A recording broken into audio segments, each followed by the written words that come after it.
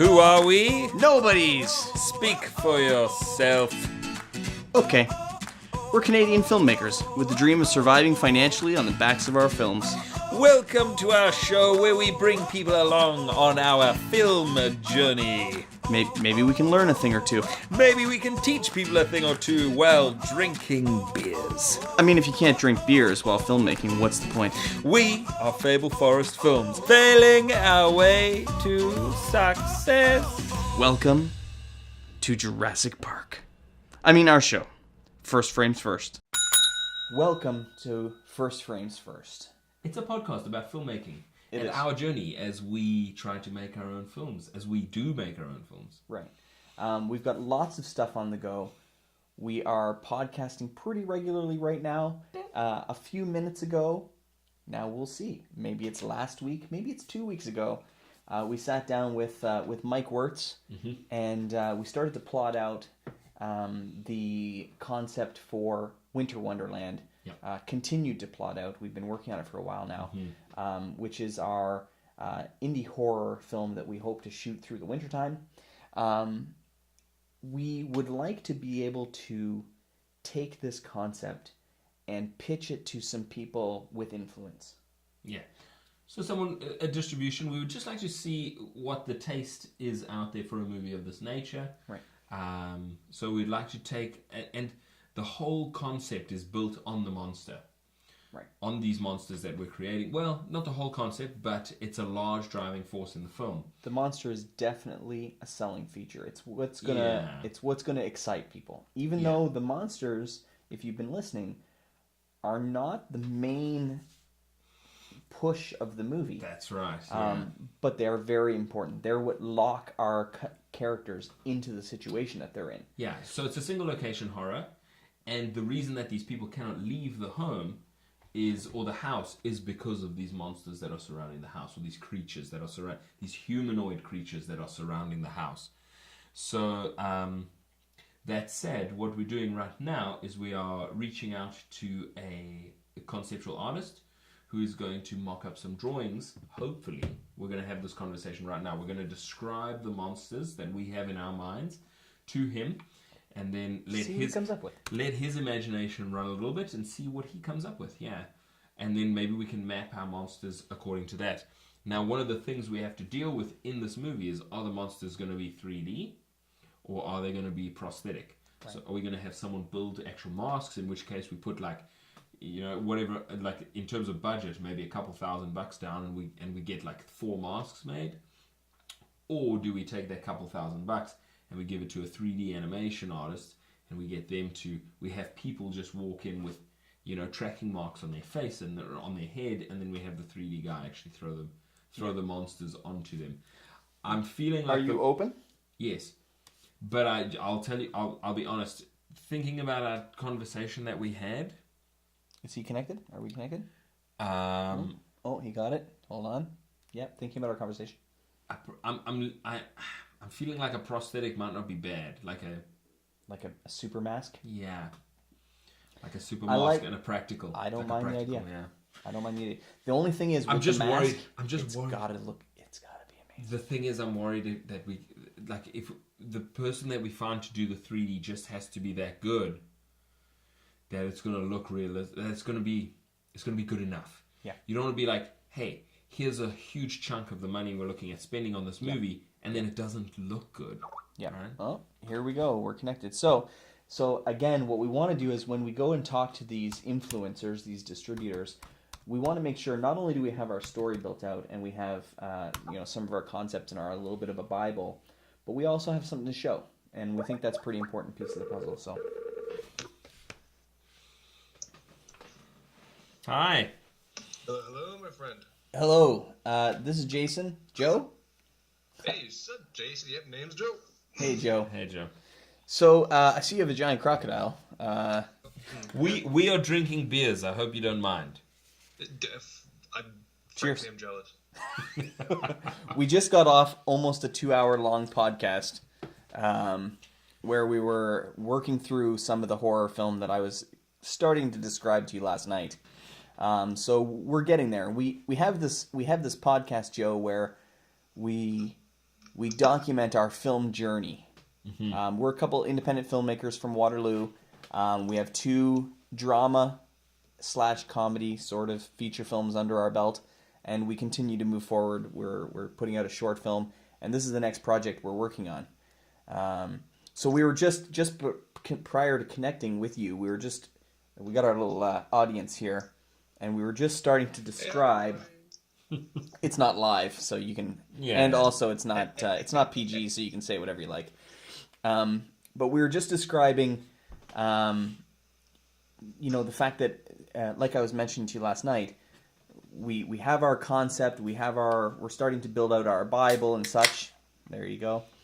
And when we go speak to some people with influence, some distributors, things like that, we do want to have something to show. We want to have, it doesn't have to be perfect, but what it needs to be is kind of give people an idea, excite them a little bit, and it sounds like this is something right up your alley. Flesh it out, give it life, give it visions there, right? Exactly. Yeah, Jay just showed me your Instagram account. It looks amazing. So cool. Thank you. So, really amazing. Now I don't take compliments well, so every time I get one, I'll just be like, "Yeah, fuck you." I know that's how we all take compliments. We're all like, "Fuck you," and then as soon as somebody's like, "Oh, I don't really like that," you like take it to heart and you drag it around with you on your back like a. No, I take it one step further. I'm like, tell me how, and I obsess trying to change it. Yeah. Oh, that shit. Yeah, this is exciting. You can't really tell, but I got this big grin on my face because this is exciting. Yeah. Oh, well, we love it. It's funny because every once in a while, people connect in a weird way, right? Some people know one thing, right? Or they know people, and it was so. The story of how we got introduced to you is kind of funny. I know Carlos from way back, and I happened to bump into him at his workplace. We won't mention where it is. Pop into him at his workplace. Okay. I did. I bumped right into him, and he was trying to help me out with a few things. So we got chit chatting, and then a couple days later, I just pinged him again. And I was like, "Hey, here's a couple things that I'm working on. I'm looking for this and this and this and this." And he was like, "Oh shit, I know somebody that's quite the artist," and pinged you, and in 5 seconds you were like, "Yeah, fuck yeah, let's talk about what are we doing." So what I'd love to hear before we get into the nitty gritty is, we do have a podcast and we do like to meet new people and have guests and things like that. Mm-hmm. Joe, tell us a little bit about yourself. What do you do? Where are you from? Tell us a little bit about yourself. Oh, illustrator. Operating out of Toronto. This is Saga now, but it was Toronto. Yeah.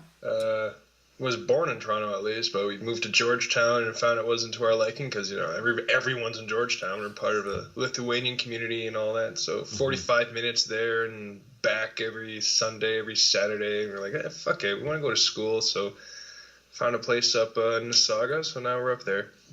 And what did you go to school for? So I could go to art high schools and stuff, because even at that, when I was young, I was like, I'm going to be an artist.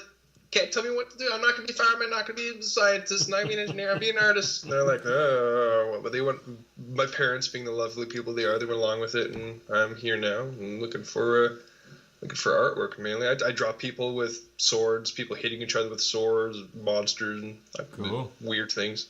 I mean, yeah, just taking a quick snapshot of your Instagram. We didn't like really got to work from elevator pitch. I got it. We didn't dive through your Instagram account, but what we did was Carlos sent us like a quick snapshot of your top couple photos, and I was like, yeah, that guy. This guy will know. This guy knows what to do. Yeah. This was amazing. So what are you doing right now? That just like, what are the projects that you're working on right now? Nothing big. Mostly just personal projects, trying to add things to my portfolio, diversity, and get my stuff out there. Maybe I'll get picked up by a studio or something. Hey, who knows? Well, who knows? Let's get you your first fake gig. So let's. What I'd like to do is, and now here's the thing. I like to try to ask people to not talk too much about the projects that we're working on. At the same time, we do podcast about it. So if you want weird trying to sign an NDA. You know what? We don't do NDAs because we put our stuff out there into the world. Yeah, So big time. The idea being that the principle of that little spark of inspiration, that's not as unique as people think. It is unique and it is valuable, but really the hard work, the 99% perspiration that you put in afterwards, and that really defines the project and makes it what it is. You're like, look, go ahead and steal our film idea It'll be because different. No, dude. Good It'll luck. be different. Trust me, my lips are sealed. right? Yeah, and well, I know it is. I've kept bigger, smaller secrets, and I'll continue doing so. no, I think to Adrian's point, it's simply if someone wanted to steal someone else's idea, I mean, they gotta go through all the work and the years of effort to actually make it happen. Go for it. You got to work for 2 years before you're going to make a movie. So if you want to make my movie, yeah, that's fine. Oh yeah. And it'll be different. That's the thing. We could both take the same idea. Two people would take the same idea and make a different thing. Did you ever notice? And we're gonna jump into this, but you know how I like to diverge. Did you ever notice how similar movies seem to come out in Hollywood all the time? Yeah, I think it's Studio Wars. Studio Wars, like 100% correct. the one wholeheartedly. the one I remember when I was a young, maybe late teens. Yeah. Was Armageddon and Deep Impact. Yes. But that wasn't the one I was gonna say. I was gonna say Crimson Tide. And Down Periscope. Yeah. Two submarine movies came out almost at the same time. Yeah. One was like serious with Gene Hackman and Denzel Washington, and Yeah. the other was Kelsey Really Grammer, hilarious. like a comedy. Anyways, And I think it's the major studios are like, they're making a submarine movie. Well, we should be making a submarine movie, and then they kind Flavor of of the month syndrome. yeah, yeah. absolutely. So what we'd like to do, Joe, is we want to give you a quick rundown of what we're gonna do. Yeah, hit me. With a movie concept, and then we're going to describe the monster to just give you some idea, and then we're going to let you roll with it, and think about it for like 5 minutes, and then get to work because no, I'm just kidding, but not really.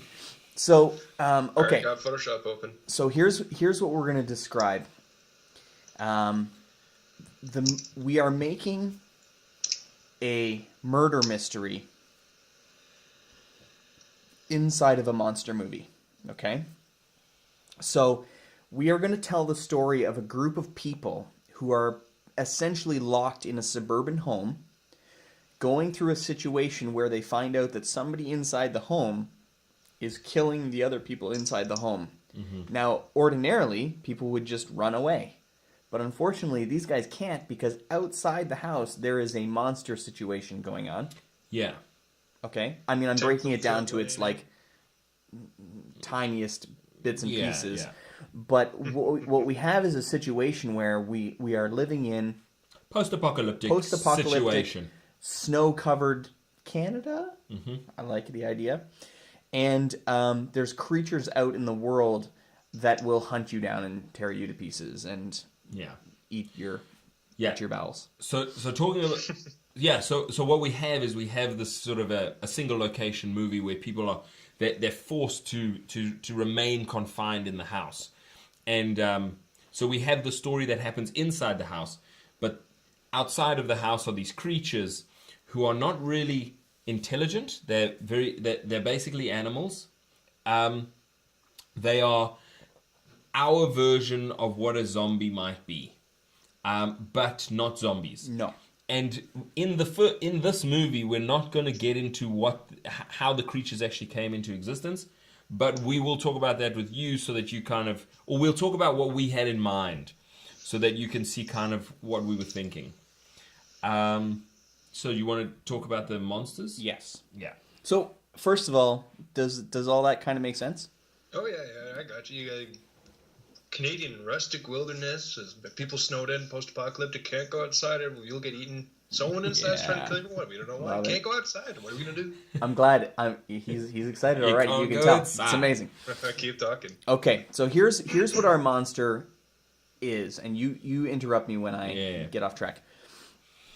We have a creature, and I'm gonna just say right now, this creature for now is an alien. Okay. And what has happened is this creature... Alien, underlined, bolted. This creature is, let's just say for the sake of argument right now, it's like a manta ray that sits on top of a person's head. Okay? So it doesn't exactly look like a manta ray. It doesn't have to, but essentially imagine like a big blobby thing that sits on a guy's head and covers their eyes, okay? So the creatures themselves are blind. Correct. And they make the person blind. So they are a symbiote, okay, or symbiote, and they essentially dig into this person. So they've got something at the back is going to probably go into their spinal cord, let's say. They're going to go over the person's eyes, blinding them as well. And the entire unit on top is like an animal. It's like a muscle, right? So you might see it twitching, whatever. You might see it kind of working its way. And what happens is it's got these kind of like, let's say they're the creature's legs, but they're bony. Sort of like a lobster leg, the skinny legs of a lobster. Right. And Now what we're describing is just what we were thinking. Correct. But if you had an idea that took you in a different direction or something, or you wanted to try something, that would also be fine. We're just letting you know kind of what we had boiling. Yeah, like your vision. Yeah. Yeah. And what So- you see in your head, I got you. So these things have these lobster-like claws, let's say, Yeah. but they're not really claws. They're just kind of feet, let's say. And they're over top of the guy's eyes, and these things come down and they grab the person's mouth, and they essentially rip the guy's mouth open, exposing their teeth. Okay, like in a constant like growl. It's almost Like a like grimace of pain thing. Yes, yes. and it is almost like Dentistry. These creatures know that the teeth are the tools of killing, Right. right? And so they are exposing those to get as much Correct. teeth impact as possible. You know what I mean? Or teeth. So that is essentially the monster. Now we're the gonna- teeth are not beautiful pearly Yo, white you're human doing teeth. my job for me already. This is like the kind of stuff I'm supposed to figure out. I like this. Yeah. So the thing is about now that's essentially what the creature is. Now I'm going to mention one more thing about the creature, which is that if you were to rip the creature off the person's head, underneath would be like lots of needles and spikes that like go into the person's head or skull or whatever. Okay? Yeah, like sticks into their brain. Exactly. So as soon as it's on you, you can't take it off. Exactly. Yeah. If you take it off, I mean, the guy's dead, right? Now, this turns, when they're on a person, it turns them into an animal, a monster, basically, right? They're no longer under control, and they don't feel the same sort of pain that we do, whatever. So I want you to imagine a real person who's been under the influence of this thing, but in the snow for a week, their clothes are gonna be ripped and snowy and dirty. Cold sores. Exactly. They might black fingers. like their face might start to have some black frostbite marks. Their fingers a finger might be broken. Now they are operating like a higher metabolic rate.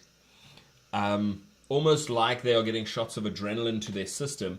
So they wouldn't die in the cold as fast as we would die in the cold, but they are struggling from the cold, right? It is affecting them, yeah. Now, as they bite things, their teeth would break. Yeah. There's the aliens don't give a shit About the human. about the human host, yeah. right? So as they're killing people, Can they ever come off like on their own and get to another host? I think so. I don't think know. so. I think they just use and abuse the host, and at the point at which the host is no longer good, they would hit the road somehow. Yeah. I don't know if that's like they kill another person, and then they would during the turmoil of the murder, Right. They would, Sure. So possible. yeah, And because they have to keep moving. Figure that out later. right. And so but the thing about the teeth is that they would be human teeth. Some teeth might be normal Broken. human teeth, but some might be chipped off and broken and jagged and whatever. Yeah. And the other thing about these creatures is that we haven't figured out maybe why yet, which is fine. But they do make the person drool black gunk, black Yeah. goo. Oh, bunch of easy like- explanations for that. like We'll think of oil one. shit coming out and dripping Yeah. on their shirt and out of their mouth and everywhere. Yeah, and it was just. I think from my perspective, it was just to like stop the pink look. Yeah. We just wanted to just, like kill that pink healthy look in people's mouths. Right. So we needed to like gunk it up big time. You know what I mean? Yeah, and so one of the things that they do is in order to locate anyone, is they would actually echolocate. So they would make clicking noises. So it'd be like.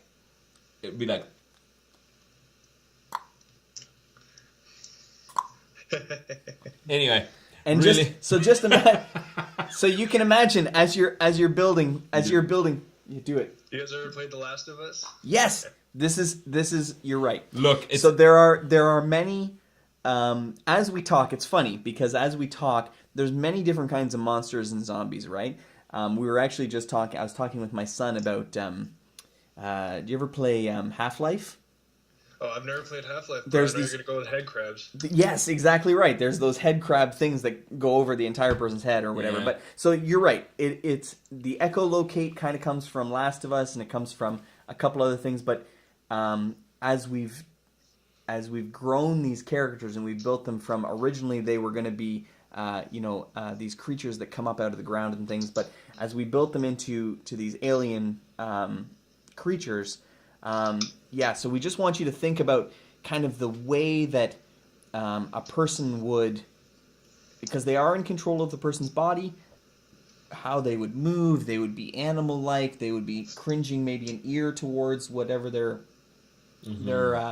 hunting or whatever. They'd move really creepily and strangely. So you can kind of distort the bodies in certain ways that people wouldn't normally walk. Because again, they're not in control of themselves anymore. It's this mind that's in control. Like how it knows that humans and that gravity and stuff works, but it doesn't know like biology perfectly. It Right. can just only hijack the host. Correct. Yeah. So there's that, and so there's the monster stuff, and I we can chit chat about if you have some questions. That's really the monster in a nutshell. now I personally would like the monster, the human host, to be infected, Yeah. and then for the monster to grow out of the human. So it isn't like a something that crawls and climbs onto your head late at night, but rather the human population is infected, and then it grows out of them, and then it is able to move on to another person. Okay. I like that. So goof around with some stuff. But like I say, to be honest, where we need to start and where we need to move with, you could probably do something that's just on, like because the thing is that stage one is we need to talk to some people and we need to have some things to throw out in the wind, right? Yeah. Yeah, sure. Now, the other thing I wanted to throw out there, just depending on how you feel about quick art and things like that, and this can be a quick sketch, but there's a certain piece of this film, it's the opening sequence, and I would love to see it in a concept art format as well. What happens is, the opening scene is of a suburban neighborhood, okay? So if you just imagine houses on both sides of the street, just a street going straight down, cars in driveways, but the whole thing is covered in snow, okay? And it's post-apocalyptic. it's Post-apocalyptic cars in driveways. Correct. Yeah. So just imagine that there are no tracks, right? So it's not cars driving back and forth. It's it hasn't just been plowed. right. Cars are just in the driveways, and they have been for weeks, and they're covered in snow. Scene of abandonment in the winter. Exactly right. And then what is right in the middle of the street is a big mountain man, covered in furs. Maybe has like one of those, toques with a pom-pom on it. No, maybe not. But Like a Davy Crockett. No, like one of those hats. Those kind of like Russian hats that have the ear flaps and the flap up top or whatever. Yeah.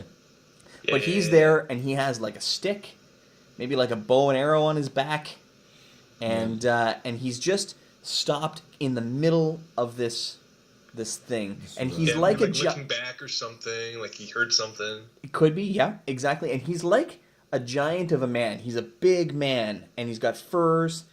And because I'll give away the opener. At first, the very first scene of the movie, there's a guy who is trying to leave this house that we were just talking about. And he kind of goes through a little bit of a monologue, which gives us a little bit of an idea of the story that we're having here. He's looking out the window. Everything looks safe. He's like, I'm not staying in this house anymore. And out he goes. He thinks he's safe. He's trying to start his car, and then these monsters come and get him. There's a lot of like noise and mayhem and everything, and then we cut to this serene moment where, again, we see this suburban neighborhood, complete emptiness, and in walks one of the basically the hero of the story. Is this big guy. He's got fur coat and all this kind of stuff, and then he kind of stops in the middle of the street, and then the creatures kind of come out and they pass him because they can't see him. The creatures can't see because he doesn't move. He like stops. He hunkers down, and he just like stops moving altogether. And the creatures like come out. All of a sudden, they'll come out over the snow, and then they'll kind of move around him, and then past him, and then he survived, and then he stands up and on he goes. So the idea is that he knew that they were there before they even came out, right? And so anyways, he's kind of our mountain man hero that knows things that other people don't and whatnot. But what I'd love to have is just a very rough sketch of. Some houses, some cars, a street that's not plowed, and it's just snow, and there's trees, and here's our hero, kind of standing still, just in the middle of the road. In the middle of the road, really. That's really it. Just so that we can, when we present that idea, it leads some power to it. Yeah. What do you think? Tell us now. You've heard like a little bit of sousant of the story. Now we get where we go from there is we go into this house full of people. And there's a lot going on, but what ends up happening is some people start to die, and we have like a little bit of a murder mystery. You don't really know which of the people has become a killer. Yeah. And we're essentially doing a little bit of a murder mystery inside this house. And the Mountain Man, and what we're also doing is the Mountain Man is going to survive along with the killer, and they're going to become arch nemesis, the like Sherlock Holmes and Moriarty, and they're going to continue into this world of aliens and and creatures that devour people as mortal enemies. But in this house is where we see who they are for the first time. Right. We see hero Mountain Man and murdering killer. Yeah. Back and forth. Yeah. The only what do I think?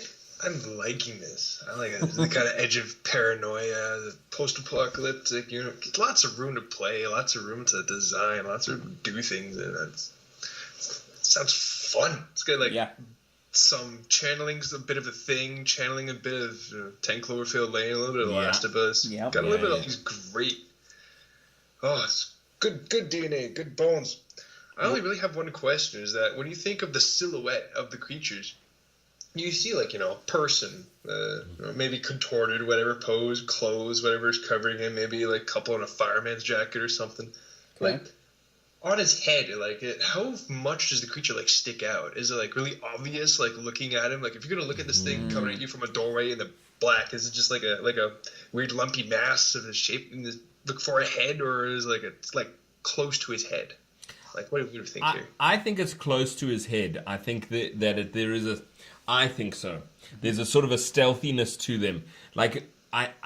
Stealthiness. Yeah, like they have the ability. They're not you know what I mean? Oh no, yeah. Yeah, They move. So no, it's important to stick by. They can move. They can move really quick, and I think because they move really quick, the animal would keep really close to the skull. Let me ask you this question. I'm going to throw out a couple differences, and then you can tell. Have you seen the movie Silent Hill? No. Yes, I have. Well, I have. Have you seen... I have not. Now, I haven't either, which is terrible. But have you seen the nurses? The pictures of the nurses? Those guys. I like them. Okay, grab a picture of the nurses from Silent Hill. So where I'm going with this is I'm trying to ask Adrian if he thinks that it's close, like almost a second skin. Do you know what I'm talking about? or if we're talking about kind of Elephant Man and extra 2 inches on each side. Like, you know what I mean? Like, Yeah. close, but not skin tight. Oh, yeah. You see what I'm saying? Okay. See what I'm saying? Yeah. Super close to the skin. Yeah. Or I mean, I think that's or face hugger from Alien. Like an extra... like a thing Yeah. on the head. I think it's a thing on the head. Yeah. But this is- as opposed to. I mean, this is creepy as skin fuck. tight thing. Yeah. Jesus, this is creepy. Yeah. Check that. Yo, yeah. Oh yeah, He no, knows. I know exactly what you're talking about. He knows. Yeah, so does that... So what do you think? Any additional... No, not really. I have a couple of really cool little flashes and ideas I've got going on right now. I think I just need to get some stuff out on paper and see what comes up. I will throw a lot of sketches at you, by the way. Thank you. Some people would say, like, yeah, I can handle it, but like this might be intimidating. I sketch a lot. Cool. I love creatives because you can see, you get the sense when somebody gets excited about something and they're like, okay, my brain is already starting to... Yeah, so, and just a last thing, Joe, that I actually haven't mentioned to Jay before, is that I actually see that the legs that go into the mouth are actually going straight through the back of the mouth, and I don't know if this affects anything, but they're connecting to the spine through the mouth. Connect to the spine through the mouth. That's just in my head. I just thought to myself, like... Okay, well, listen. I mean, I don't know if that... Listen. I don't know if that does anything. I mean, I always saw them as being able to come out and grab somebody. Oh. Like grab a face. Yeah. Oh. I didn't think about that at all. Even while on top of another man's head? So you can, like, kind of hold it there while he's gnawing at him or something? Oh, wow. I didn't think about that. Something to think about. Yeah. Oh, man, well, there we go. That's what I'll be doing. Here's the thing is, the only problem is, Joe, is we're going to be real here. Mm-hmm. We have to, as we go, we have to make the firm decision if we are going prosthetic or if we're going VFX. Yeah. Right? So if we're going prosthetic, having fucking legs that go like rah and grab you, I mean, that may be a no-go, right? So, I mean, we have to think about what we're gonna do too. It's not like you have like Studio AVI around the corner or like a way to. No, we do not. Yeah. Here's the thing: we are micro-budget indie filmmakers, but we are everything we do. We always try to amp up our game in every project, and push the limits. And if we do get financing of some sort in some sort of fashion, the money is going towards making the monsters look good, as amazing as we can, right? So we might only have like 6 shots of the monster, right? Or less. Yeah, we would have only the shots that we need to tell the story, and we'd make those shots. Hopefully, would make them sing, right? Yeah. That's how we. Yeah. Because you sell the whole concept of the movie based on the monsters. Based on that one time where the monster kind of comes out and he goes... It really is. Like you go outside, you see that thing, like, fuck, no. Right, exactly right. You see the trailer and you're like, fuck no, I'm out. I am out. You'll get like a second out the trailer, like, yeah, I see why they don't go outside. Yeah, I get it. Okay, well, Joe, I'll tell you what, we're going to leave you with that. We're going to let you play and think and stew. But before we go, we have a couple things that we need to do for our show. Yeah. Because it's important. Number one, before we get into the ending, tell the folks where they can hunt you down. Do you let people hunt you down? Do you let people jump on and follow you on the Instagrams and the tweet box and all that kind of stuff? Do you have websites and all that kind of jazz? We just have you on Facebook now, so. Yeah, I do have a website. The only problem with that it's a fucking mouthful because it's my real name. Because I didn't think that thought that people could easily search my name up. And here's what we're gonna do, Joe. Don't even worry about it. You just send it to me. Facebook and my Instagram through it. Small motion reel for YouTube, whatever. I'll just spell it out for you. It's juozaszenkevicius.com. JuozasZenkevicius.com. Now, just say it again.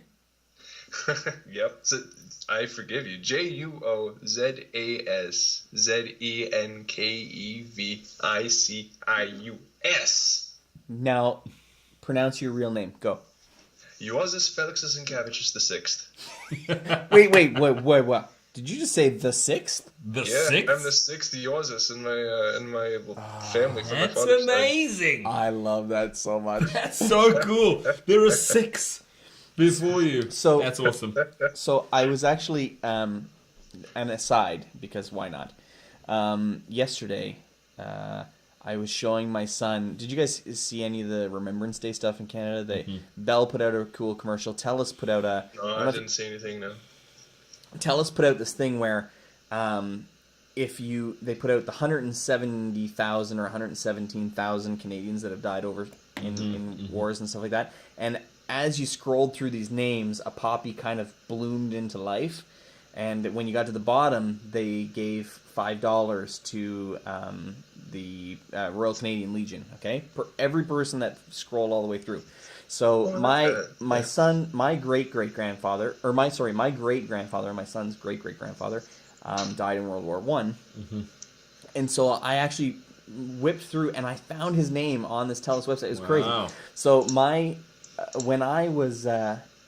grandfather was the last of his name. All going through like many generations. My grandfathers and fathers and whatever were John Henry, Henry John. John Henry. This is Henry a thing John. people do. It was crazy. Like all through history, it was John Henry Green, Henry John Green, John Henry Green, Henry John Green, and then my grandmother was like, nope, Ken. and Ken was my dad. So, anyways, Ken and is like not. thousands of generations of a thing, and my grandma was like, nope. Screw it, I'm out. Anyways, so whatever. But thanks, Joe. So here we go.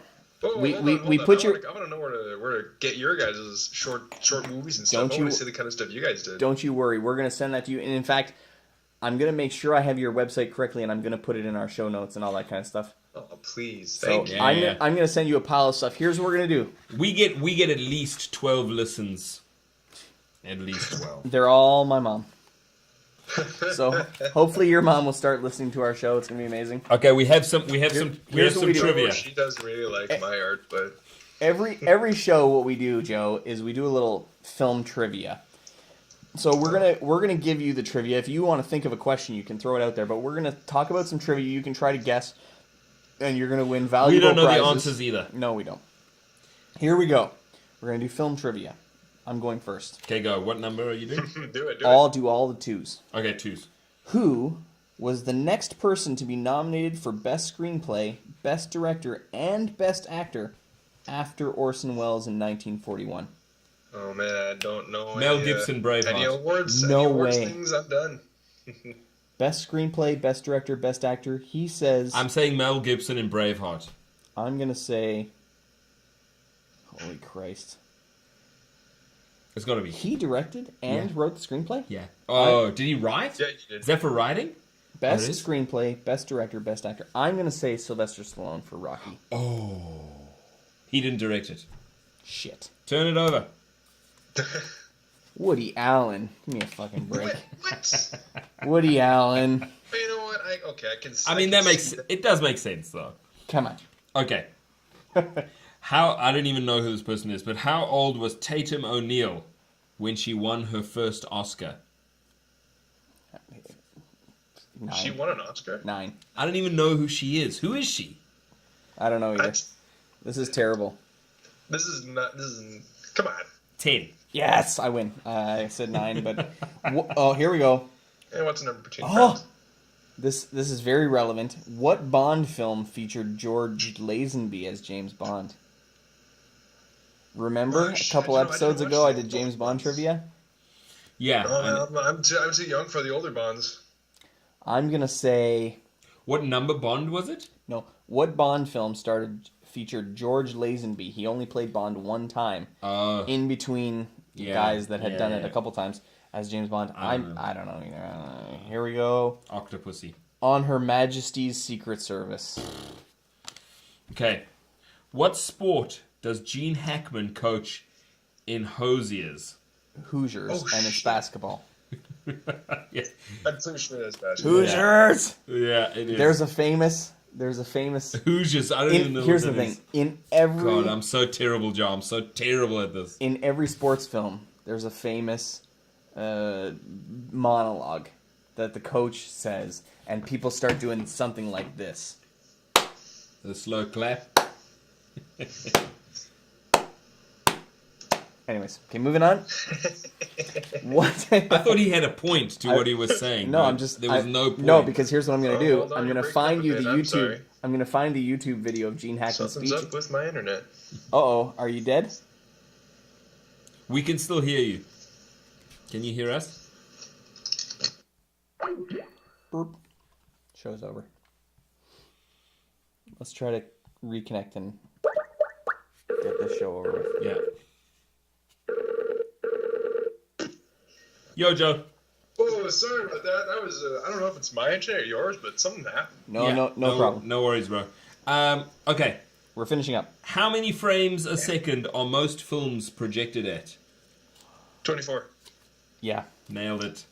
Joe is the winner.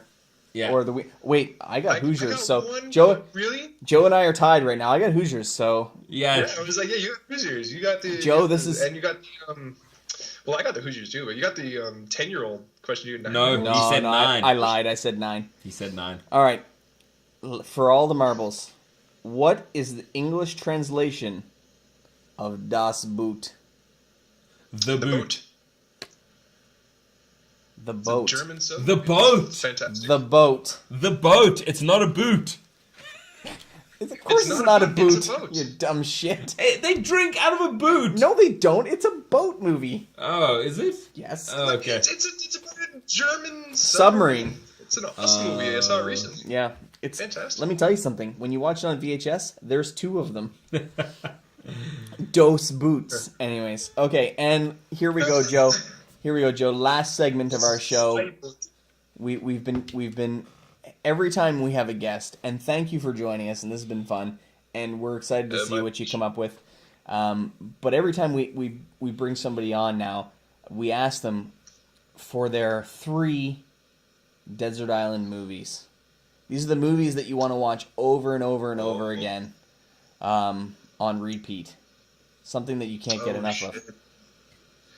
Oh my lord, that's a really hard. I've been trying to figure that kind of shit out. Try not to include porn if you can help it. 7 would be number 1. I think. Oh, Amazing. That is awesome. Jesus, I love that movie. Yeah, Oh, I fucking love it. We do too. What was it? Oh god, maybe Master and Commander. Maybe. Really? Okay. Maybe Master. Cool. I hate that movie. I would say Alien, but like after I love that movie to death, but like it gets old after a bit, you know, Yeah. after watching it for so many years. God, this is hard. Princess Mononoke. I'll go with that one. Yozas! Wow. Awesome, bro. I love that movie with You a just- passion. Can I just That tell was you that the you first, just like, blew actual all the audio? legitimate fantasy experience as a kid. Yeah. I, like my grandparents brought it to me, and I was I remember, like, they remember telling. I was terrified of it. That shit gave me nightmares. Like, Yeah. on the level of Jurassic Park did. And what they told me I did was whenever I'd get scared at a movie, I'd stand up and I'd walk, like, I'd keep my eyes glued to the screen, but I just walk backwards and backwards as far as possible as I can go. Like, it's like the farthest place possible behind, like, a rocking chair or something. I just keep watching. Just Wow. remove myself, get away. Now, my kids don't listen to this show, thank God, but I'm going to embarrass my son a little bit. When my son, my youngest, Lex, when he gets scared, we have these 4 lounge chairs, like lazy boys, sitting in front of our giant TV in the living room. When he gets scared, he puts the feet out, like a lazy boy feet, and he kind of rolls himself over and kind of hides his head off the side of the thing. But he still looks, but he kind of like, he's like, at any moment I can just put my arms over my head and like I'm stretched out and I'm just not going to pay attention anymore. Yeah. Does the same thing for love scenes. Oh, he's scared of love scenes. Just he's a youngin' yet, so. So one of the most beautiful things about Princess Mononoke that I loved is it was one of the first times that a movie didn't have a clear good and bad guy. Like you could empathize with all the characters. You were like, I get what these guys are doing. They're not all good and they're not all bad. Yeah, exactly. It was just amazing. This is It wasn't Miyazaki? Disney, you know what I mean? This is Miyazaki. This is This Miyazaki. made it Miyazaki was really mad at everybody, especially anti-environmentalist activists. So this is a very angry movie for him. This is probably the most horrifying thing he could ever put out, but it's still like such a message of hope, even despite that. Wait, I retract Master Commander and replace it with Whiplash. Sorry. How to retract that? I mean, good choice, movie, because I man. thought Master and Commander was stupid, so. It was good, but Whiplash beat it. Whiplash Sorry, is I awesome. had my personal struggles, and that movie just resonated so perfectly with me. I could watch that and get that feeling of triumph over and over again. I have Amazing. never seen Good Whiplash. choices. Good movie. Oh. And I have never seen. Princess Mononoke. No, I have not. The only Miyazaki movie I've ever seen is Spirited Away. Which I loved. Very That's true. wonderful. Yeah. That's a good one. Yeah, I loved it. What about you guys? What about you so far? Yeah, do you know what? I would probably also go with 7. I would go with, at the moment, and it does change, but I would go with Gone Girl. Really? You'd watch Gone Girl over and over again? Oh fuck, I love that movie. Like, That is on the second watch, actually. But I Really? think I can dive deep on that movie all day. You guys are going to hate my guts if I throw mine out there. And if I had to go with another one, I would. I'm just trying to think. Yeah, don't hurt yourself. Yeah, it's hard. it's just tough. It's tough questions. Okay, well, I'm going to go. And you can Go, think about you your go. third.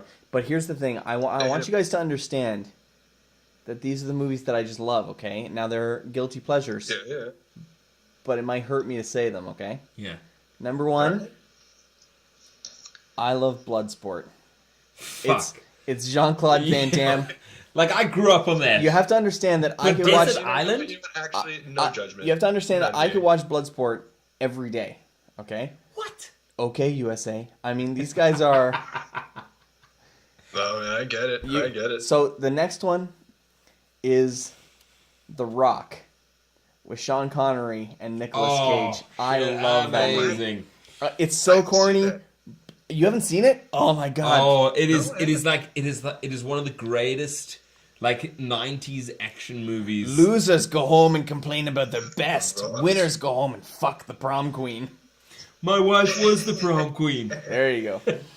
Carla was the prom queen. Yeah. Oh, I love that movie. I don't know It's how much so you good. watch this right now. Oh, dude. Yeah. It's some good stuff. It might be Nicolas Cage's best movie ever. What is Dun, it? dun, dun, dun. Yeah. Ed Harris. Oh my god. So good. Hans Zimmer did the score. Yeah. It was fucking amazing. The score is amazing. Well, Hans Zimmer. Yeah. And my third, I'm not pandering, but it is Shawshank Redemption.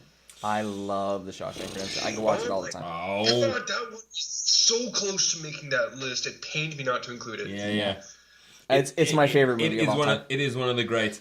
I would also... If I had to say, I'd also, even though me and Russell Crowe are not friends, Yeah. Gladiator. I would put Gladiator on too because I good, eh? love that movie. So good. And Oh my in God. fact, I love Gladiator so much. If I walk by anything that could potentially look like wheat, I run my hand through it, and I think that someday I'm my gonna dead die. wife and dead son will meet me in Valhalla or wherever, and I'll be riding my horse. Anyway, Okay, I'm just my- saying. I'm gonna. Do you know what I'm gonna say? Is my third movie just because of the impact it had on me recently? Is Moana, Moana? the fucking The Disney movie, Disney The Rock, movie with with the Dwayne Rock, The Rock Johnson. with Dwayne the Rock Johnson. I mean, Listen, I really? can't imagine that Go anyone's and watch favorite it. movies have Dwayne The Rock Johnson in it. Go and watch it. I mean, my son sings the songs all the time. It's awesome. Okay. It's Like, really. I have seen it. It's. You know what? I really just enjoyed it. I enjoyed it a lot. One of your favorite rewatchable Okay. movies of all time is Moana. Joe. Here's the thing. Joe, There's no. don't judge us. No, don't. Judge me for Moana. I don't judge for anything. I judge in the Moana pick. Joe, I you can can't see. help it. Joe, you That's can what see I the. made. You can see the kind of guys we are. We are fun-loving human beings who are obviously idiots, and Oh, yeah. we I'm really. the dude who's obviously. Yeah, I need you guys around. We really appreciate you taking the time to join us, and we can't wait to see what you come up with. I appreciate to have you guys dean to have me on the show. Amazing. All right, we'll talk again soon, Joe. Thanks so much. Thank you, Joe. Good luck and have fun. See you. Oh, I will. All right, good stuff. Cheers, dude. Good luck with your film, boys. See you later. Bye-bye. Bye. All right, that was fun. That was the show. Moana, eh? Okay, listen. Yeah. Disappointed. But that's okay. I had Bloodsport, so what are you going to do? Yeah. was Moana good. over Bloodsport any day. What are you going to do? Okay, that was it for today's show. We're crushing these out pretty quickly here these days. I mean, This is crazy. we're shooting a lot of them. So, Yeah. Everyone, Don't be stupid. Dream big. work hard. Thanks for watching our YouTube video. First frames first. Yes, first frames first. Thank you, Jason. Welcome. If you enjoyed, head over to our website, www.thefableforest.com. Check out our films and sign up for our newsletter where we will send you exclusive content. Hit us up on our socials, Facebook, Twitter, Instagram, always at The Fable Forest. And share our show with your friends. It'll really help us out a lot. Dream big. Work hard.